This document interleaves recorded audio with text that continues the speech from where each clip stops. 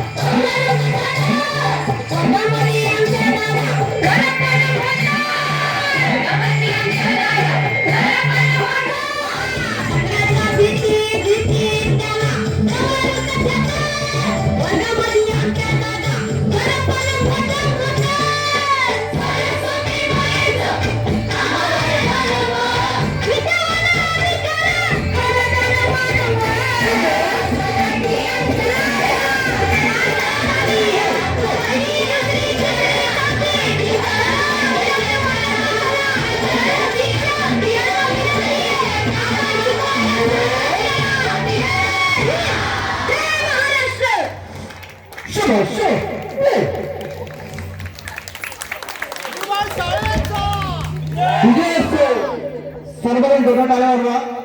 सर्वांनी जोरदार टाळ्या वाजवा.